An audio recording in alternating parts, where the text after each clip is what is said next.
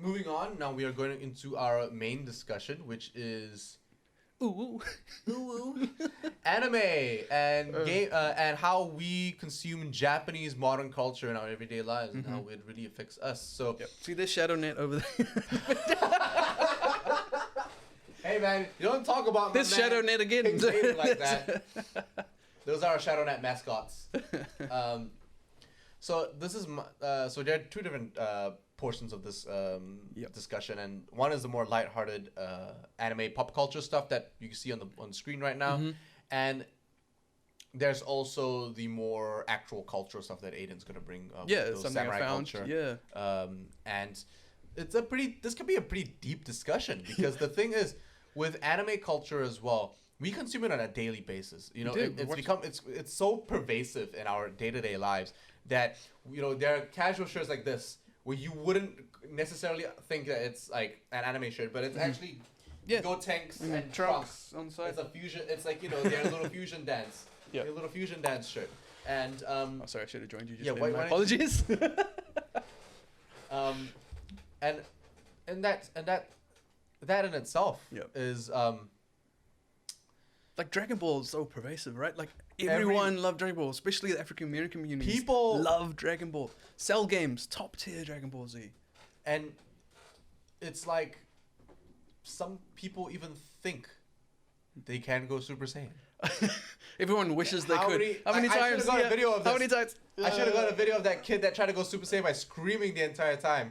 And you know, like there's it's just like pop culture that just consistently washed and reused over and over and over again that people just aren't tired of. No.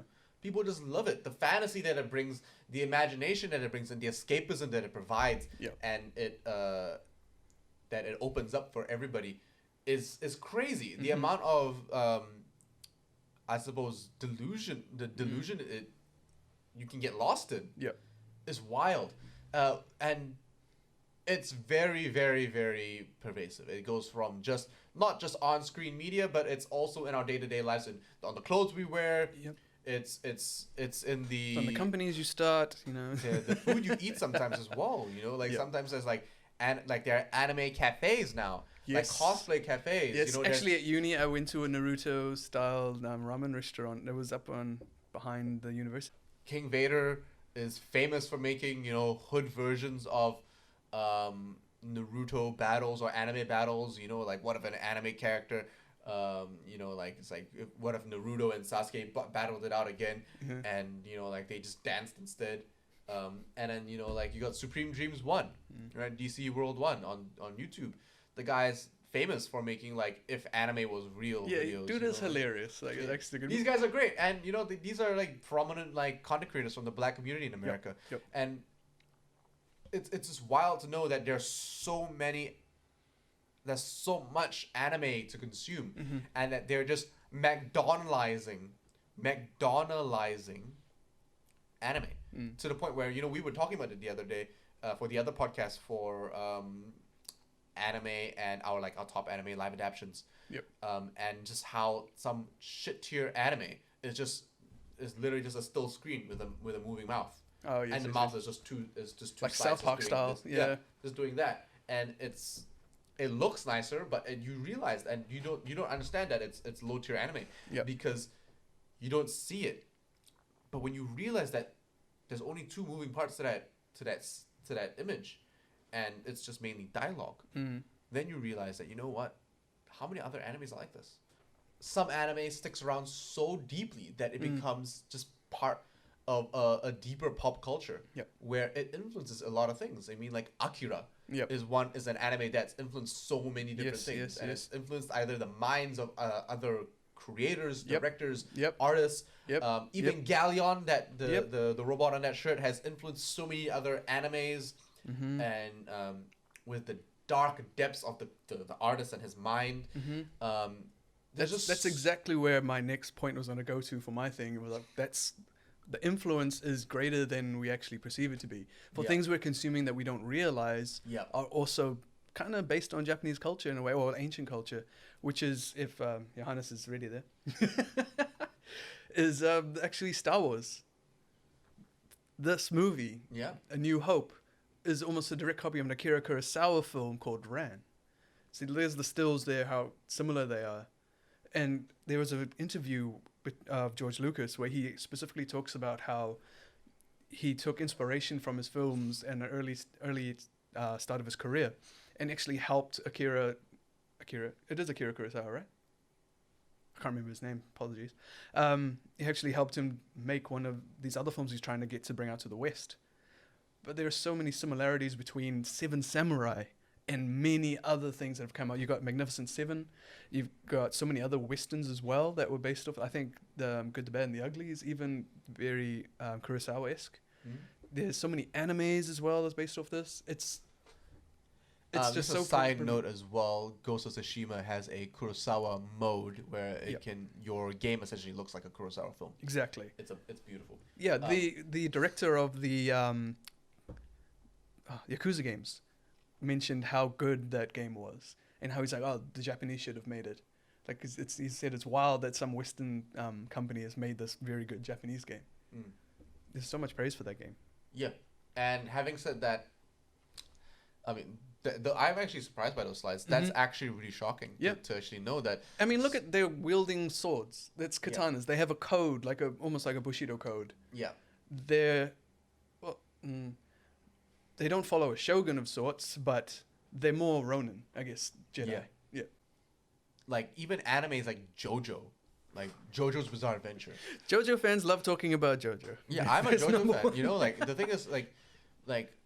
I will say there are a lot of JoJo references after watching the 3 seasons. That you can only do in anime. Yes. There are some things you can only do in anime. And I'm not just talking about the fictional stuff, but I suppose, like, the posing and the sort of the bizarre situations that you put yourself in. Yep. But at the same time, anime is also an expression, or, you know, an expression of art. It's not just... what a lot of people see now, which is just I don't know, a lot of people just see a lot of the more hentai-esque or like ecchi-esque anime, and it's always like little young girls. You're like, but you know, Lolita styles. Yeah. But that in itself is an expression of I suppose the artists trying to target a market of people who were frustrated with themselves and wish they were this protagonist, and they want to have this main character plain and boring and innocent because then he's impressionable, right?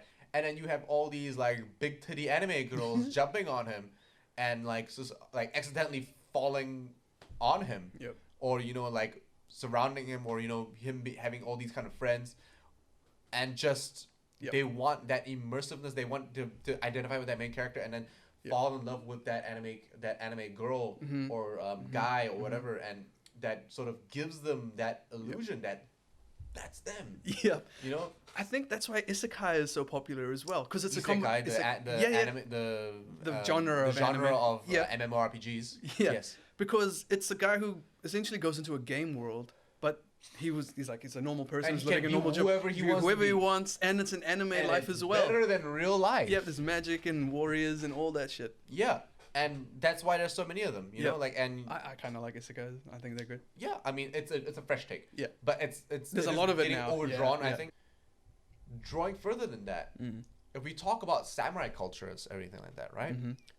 Like, I think we're done with anime. Anime is an expression of art, and it's also, you know, like an expression, it's art just as much as any TV show or movie. A medium for escapism. Yes, right? Yes. Is a medium for escapism on multiple different levels. Exactly. I think we're done with anime.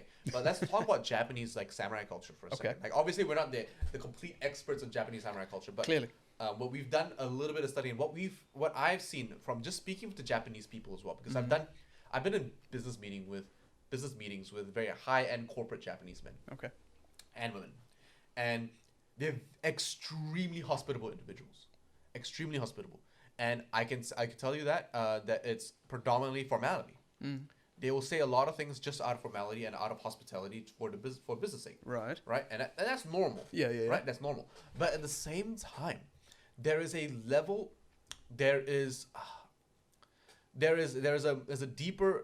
level of order, samurai culture, and hierarchy that's still very strong in Japan. Ever noticed that there's a huge, like, ever since that culture dropped off, there was a huge rise and a huge emphasis in Japanese culture on becoming part of a giant company? It's not so much like a place to belong So to. the it's Japanese like salaryman, yeah. the salaryman, and whenever I mention this to Japanese people, they're like, they're surprised I know about the Japanese salaryman culture. Right. Right? It's a culture that essentially where you go through high school, you go through your schooling, your PE, all those kind of things that we see in anime. Yeah. That's normal. But the goal has the honorable goal has always been to join a company as an office worker, as a salaryman, to be on a salary and to serve that company. Now the company is if we compare this to Japanese culture, samurai culture, if the salaryman is the samurai, right, serving the warlord of the corporations, that's literally their entire honor system. It hasn't changed. It's still there. Right. Good point. It's just converted into something a bit more formal and modern. You know, but it has its problems as well. Like, how many suicide rates do you have with salarymen? The ones that don't see their families for days because they have to stay at work and they sleep over at work. Very honor based. Yeah. Obviously, I don't know what it's like to be in that culture. Yeah. But from what I've learned from speaking to the Japanese people that live in that world, is essentially that, you know, like after work the job doesn't finish. If the boss wants to go drinking, to go out. You have to go drinking and you have to pour sake for him. Yes. Right. There's a higher station than and you. There's not even the formalities drop down all the way to how you pour and the things you say when you pour. There's like a little like you know, like you have those are things you have to say, you know? And then they will say something in return, you know, like it's like there's a back and forth with how you pour, and there's a back and forth with your formalities and how much you gas each other up. All of it really matters. And then with anime, you obviously something completely contrasting, where someone comes in and they're just like, it's more free. Where they're more free, and you know, like these anime characters are just behaving in ways that you wouldn't be able to behave in a real Japanese environment. Could you argue that anime characters act more Western than they do Japanese? No, the anime characters act more liberal. Yeah, same though. But yeah. They just act more liberal. They just have less cares. They not really focus or if they are following that suit of, you know, those formalities, you do see that, you know, they do show their frustrations or their depression or their sadness around those things, and they do emphasize that, you know, like when someone is a part of a job and then, you know, they get told off by the boss, you know, they see the frustration when they bow their head, like all that's emphasized, and the average Japanese salaryman or the average Japanese person would just sit there as like, nice. Like they'll be like, that's me. You know, that person being frustrated with his life is me. Right? And then they escape into that. The level of escapism because of this culture is so high. That's why Japan has like the craziest level of wacky. And that's why Japan also emphasizes on marketing. Weird Japan. And that was something that Prime Minister like literally said. We are gonna like focus on marketing Weird Japan. He publicly said that. Nice. And you know, like that's why they focus on their maid cafes. They did tourism and a lot of that stuff, because this is culture that Westerners also don't get. No. They get to experience this wild world where, you know, like Japan's like okay with it, right? Like it's okay to come to a maid cafe. Right. But there are still some places where it's Japanese only. You know, some onsen, some establishments are Japanese only. You know, like sorry, no gaijins allowed. They're still quite nationalist in ways. Yeah. And then you have like the other Japanese stereotypes that we've seen a lot, like NEETs, NEETs, and NEETs, NEET, is a no employment education. Something. Oh, the shut-ins. Complete shut-ins. They just like and. These are the ones the ones they show that are just sitting home playing games. Not just playing games. They're in their rooms. They're locked in their room. They don't leave their room. They just don't want anything to do with the rest of society. Their computers or the dark room and a screen on. It's lockdown. That's all it is. It's quarantine. It's lockdown, and that's all they do. They just potato chips. They just eat, and then they order food. They come out to shower maybe once in a while, like once in every few days. But that's a real thing that happens in Japan. It's crazy to think that it even exists, but it's it's something that we don't think about, that we see on a daily basis, that has a deeper connotation, a deeper meaning to. Yep. Which actually just, if you think about it, it's kind of dark. Mm-hmm. Mm-hmm. Right? It is. There's an undertone there that it looks like fine on the surface, but if you dig deep, there is a lot of sadness and darkness to it all. And there's nothing we do about it. It's not a problem that we need to solve. It's just the way their society works and the way they've chosen to live it, and we have to respect that. Yes. And in itself, Japan is still probably at the forefront of technology, and also at the forefront of productivity, right? They still can do things that we can't, that we can only wish we could achieve. Yeah. Like, they were the first ones to have like swipe and go like train stations. Yes. Right? Like tag and go train station. You go beep, cell phone go. They popularized the flip phone. Yeah. Right. They saw that on Star Trek one time. Everyone's got it. Star Trek, like, they just pulled out a flip phone. Like, this is the future. Phone that flip. Right. Everyone's just like, Japan's like, huh, done it. That's our entire country now. Japan's a good thing. And Japan even had TVs in their phones at one point. Oh yeah, they did have a lot of that tech really early on. That was like early 2000s when I was in uni. Like, before smartphones came around, it was the thing. Like, if you didn't have like a normal phone, you would like having a Japanese phone imported into New Zealand was coveted. Yep. Remember when Daniel in high school had his MP3 player that could play movies? MP4 player. Yeah, MP4. Yeah, it was even that. It was an MP4 player. We're like, how are you watching movies on that thing? What the hell? He's like, yes, from Korea. Like, what? Yeah, exactly. Where did you get this? Korea and Japan are still light years ahead of us. Yep.